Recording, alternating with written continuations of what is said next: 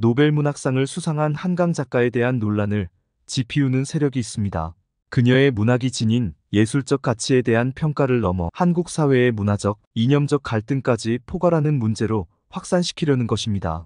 한강 작가의 삼촌인 한충원 목사가 제기한 문제와 일부 평론가들과 사회단체가 제기하는 비판은 한강 문학을 문학적 경계를 넘어 정치적, 도덕적 논쟁의 중심에 세우고자 함을 보여줍니다. 먼저 한강 작가의 삼촌이자 대전의 한 교회 담임 목사인 한충원 목사는 자신의 페이스북에 조카에게 보내는 장문의 공개 편지를 통해 복잡한 심경을 드러냈습니다. 그는 조카의 노벨상 수상을 축하하면서도 이로 인해 가족이 하나님의 구원에서 멀어질 수 있다는 우려와 함께 한강의 작품이 한국 사회를 양극화시킬 가능성을 지적했습니다. 그는 솔직히 말해 기쁨에 앞서 적잖은 충격과 놀라움과 걱정에 빠졌다. 노벨상 수상으로 인하여 오히려 형님 집안이 하나님의 구원에서 더 멀어지지 않을까 하는 걱정과 조카의 작품에 대한 평가로 한국 사회가 두 쪽으로 갈라질지도 모른다는 두려운 예감이 들었다고 말했습니다.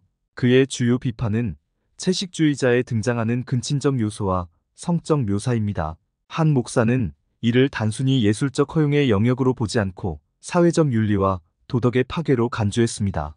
그는 작품이 상상력에서 비롯된 허구라 하더라도 그것이 현실에 미치는 파급력을 고려하지 않는다면 이는 작가의 무책임이라며 강한 어조로 비판했습니다. 잠깐 여기서 좋아요, 구독, 댓글 부탁드려요.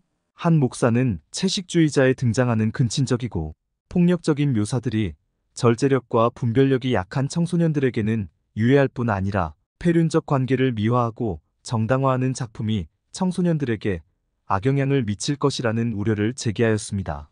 이러한 작품이 청소년은 물론 성인 독자들에게도 적합하지 않다고 강조했습니다.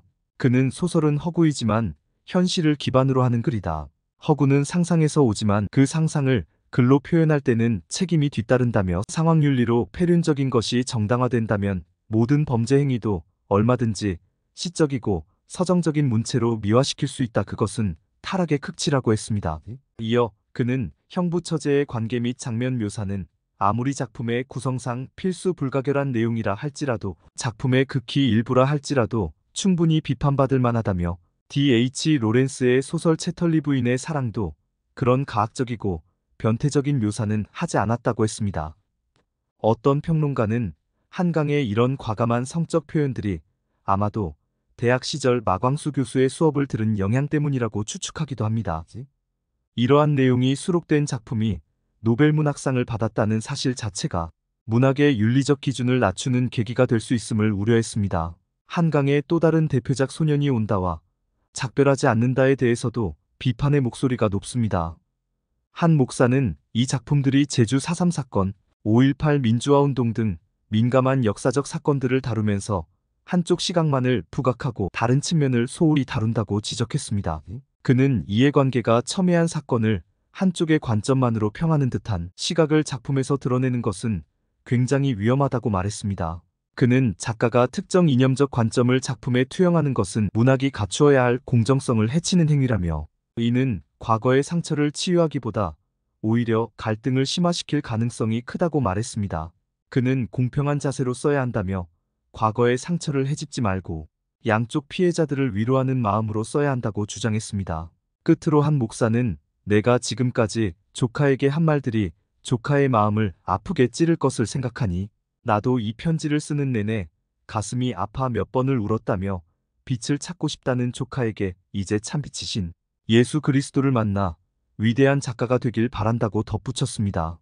한강의 노벨 문학상 수상 작품에 대한 이러한 비판은 한 개인의 주장에 그치지 않습니다. 서울에서 열린 스카이데일리 열린 포럼에서는 조우석 평론가와 김규나 소설가 등이 한강 문학의 정치적 편향성을 문제 삼았습니다. 특히 조우석은 한강의 채식주의자는 가정 파괴 사회 해체로 체제 전복을 노려온 신좌파, 특히 유럽의 문화 마르크스주의자들이 선호하는 전략 상품이라고 규정했습니다. 이를 체제 전복을 노리는 신좌파적 전략으로 규정했습니다. 조우석 평론가는 한강의 작품은 좌파 이념의 확산을 위한 도구로 사용되었다며 한국 문학의 정체성과 국가 정통성을 훼손한다고 주장했습니다. 그는 소설가 조정래는 무시무시한 악마의 소굴인 주사파를 만든 장본인이라고 생각한다.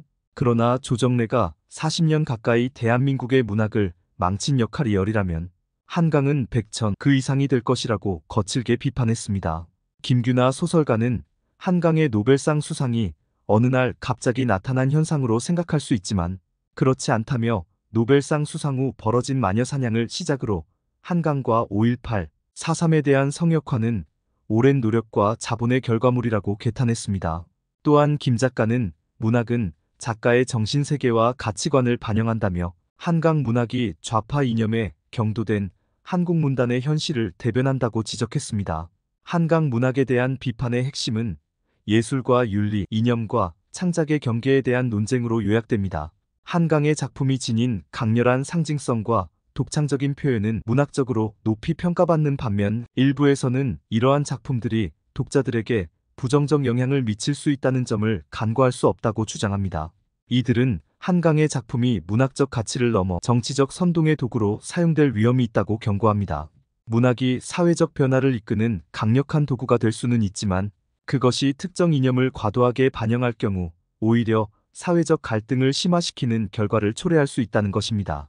이처럼 한강 문학을 둘러싼 논란은 단순히 작가와 작품의 문제를 넘어 문학, 독자의 책임과 사회적 역할까지도 포함하는 논의로 확장됩니다. 김규나 소설가는 대중이 작가의 이념과 세계관을 명확히 이해하고 작품을 비판적으로 수용하는 태도를 가져야 한다고 주장하며 문학의 올바른 방향성을 모색할 것을 촉구했습니다. 그녀는 문학은 단순히 정치적 메시지 전달의 도구가 되어서는 안 된다며 작가가 정치 권력의 노예로 전락하지 않도록 대중이 깨어 있어야 한다고 강조했습니다. 결론적으로 한강 작가의 노벨문학상 수상은 한국 문학사에 있어 중요한 사건임에 틀림없지만 그녀의 작품이 불러온 논란은 문학과 사회, 이념과 윤리의 경계를 다시금 고민하게 만드는 계기가 되고 있습니다. 문학은 사회를 비추는 거울이자 변화를 이끄는 도구로서 중요한 역할을 합니다. 그러나 그것이 편향된 시각과 윤리적 책임을 소홀히 할 경우 오히려 갈등과 분열을 초래할 수 있다는 것입니다. 한강 문학에 대한 논란은 단순히 그녀 개인의 문제가 아닌 한국 문학 전반의 과제이자 한국 사회의 문화적, 이념적 갈등을 반영하는 거울일지도 모릅니다. 노벨 문학상을 받았다고 해서 이 모든 문제 제기를 무시하거나 작가의 사회적, 윤리적 책임도 면죄부를 받는 것은 아닐 것입니다. 오히려 노벨 문학상을 수상한 세계적으로 훌륭한 작가가 되었기 때문에 앞으로도 문학의 역할과 책임, 역사의식과 독자의 비판에 대해 좀 더 진중한 자세가 요구되는 것입니다. 한강이 대한민국의 갈등과 분열의 상황을 잘 극복하고 나아가 세계의 불행과 고통을 보편적 감정으로 잘 표현하여 전 세계인에게 사랑받고 존경받는 세계적인 대문호가 되기를 기대합니다. 감사합니다. 여기서 좋아요, 구독, 댓글 부탁드려요.